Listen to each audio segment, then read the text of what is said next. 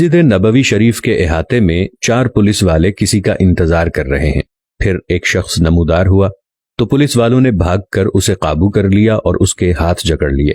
اس نوجوان نے کہا، جناب خدا را مجھے دعا اور توسل کی اجازت دے دو، میری بات سن لو، میں کوئی بھکاری نہیں ہوں، نہ چور ہوں۔ پھر وہ جوان چیخنے لگا۔ میں نے اسے غور سے دیکھا تو ایسے لگا جیسے میں اسے جانتا ہوں۔ میں بتاتا ہوں کہ میں نے اسے کیسے پہچانا۔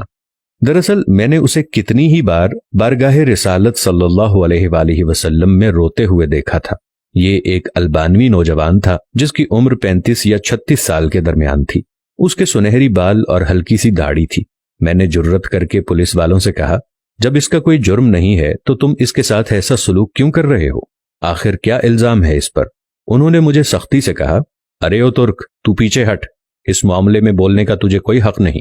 لیکن میں نے پھر سے کہا، آخر اس کا تمہارے ساتھ کیا مسئلہ ہے؟ کیا اس نے کوئی چوری کی ہے یا کوئی جرم کیا ہے؟ بتاؤ تو صحیح۔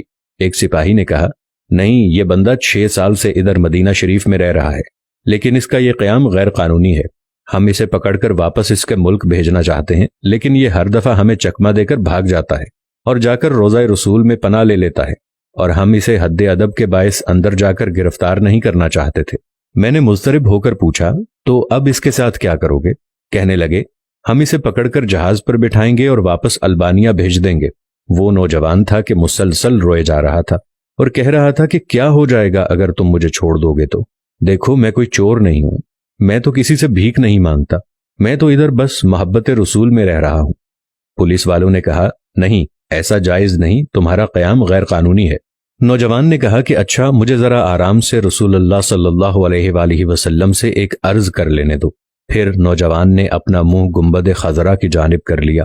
پولیس والوں نے کہا کہ چل، کہہ جو کہنا ہے۔ نوجوان نے محبت بھری نظروں سے گنبد خضرا کی طرف دیکھا اور جو کچھ عربی میں کہا وہ نوجوان کہہ رہا تھا، یا رسول اللہ، کیا ہمارے درمیان اتفاق نہیں ہوا تھا؟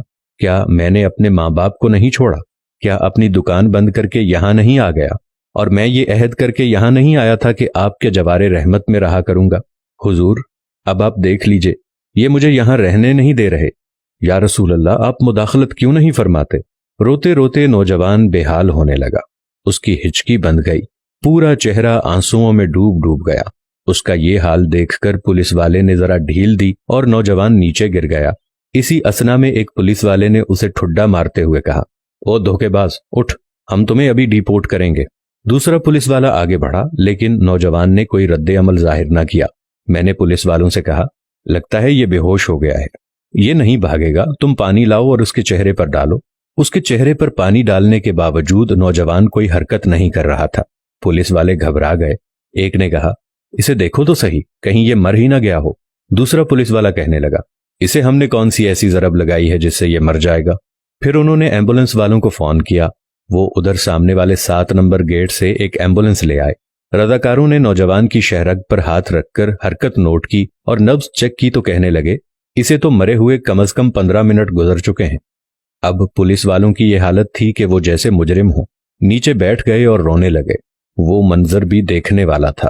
ان میں سے ایک تو اپنے دونوں زانوؤں پر ہاتھ مارتے ہوئے کہتا تھا، ہائے ہمارے ہاتھ کیوں نہ ٹوٹ گئے، کاش ہمیں معلوم ہوتا کہ اسے رسول اللہ صلی اللہ علیہ وآلہ وسلم سے اتنی شدید محبت ہے، ہائے ہمارے ہاتھ ٹوٹ کیوں نہ گئے، ہم نے اس عاشق رسول پر کیوں اتنی سختی کی۔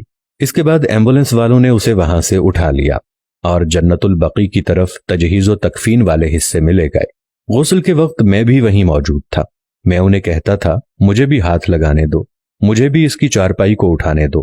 جب جنازہ تیار ہو کر نماز کے لیے جانے لگا تو پولیس والوں نے مجھے کہا، ہم نے جتنا گناہ اٹھایا ہے بس اتنا ہی کافی ہے، اسے ہمارے سوا اور کوئی نہیں اٹھائے گا، شاید اسی طرح ہمیں آخرت میں کچھ رعایت مل جائے۔ میرے سامنے ہی وہ نوجوان بار بار کہہ رہا تھا کہ یا رسول اللہ، آپ مداخلت کیوں نہیں فرما رہے؟ دیکھا، رسول اللہ صلی اللہ علیہ وآلہ وسلم نے مداخلت فرما دی اور ملک الموت نے اپنا فریضہ ادا کر کے اسے آپ تک ہمیشہ کے لیے پہنچا دیا۔